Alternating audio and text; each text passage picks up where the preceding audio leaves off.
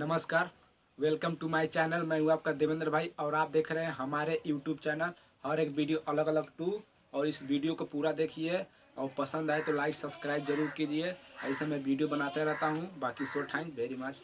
नमस्कार।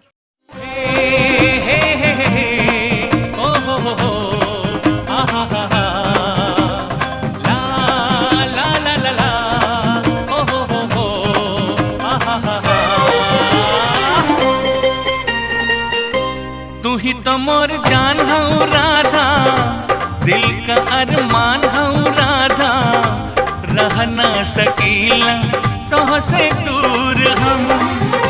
तू ही तो मोर जान हूँ राधा, दिल का अरमान हूँ राधा, रह ना सकीला तो से दूर हम। कह तू दीवाना हम दीवाना है तोहरा पे कर दे वो खुद के निशान। दिल दहली तोहरा के दिली एतबार, प्यार प्यार प्यार तो से हो गइल बा प्यार।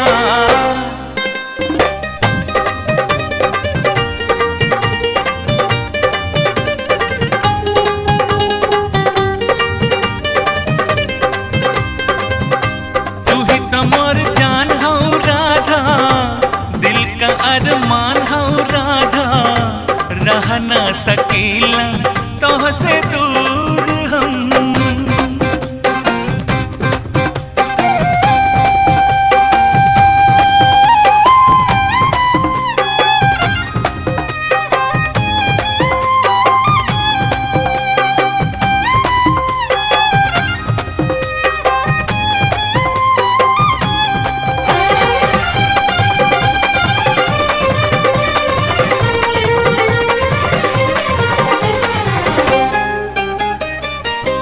दिल का पुकार सुन के रुक नहीं पैबू, किशन के पास खुद ही चल अबू। दिल का पुकार सुन के रुक नहीं पैबू, किशन के पास खुद ही चल अबू। जुड़ गइल तोह से सनहिया कता, तोहरा दिल पे होई गइल मोर अधिकार।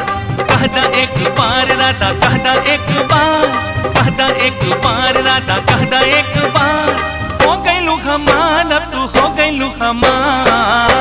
तू ही तो मोर जान हूँ राधा, दिल का अरमान हूँ राधा, रह ना सकीला तो से दूर हम।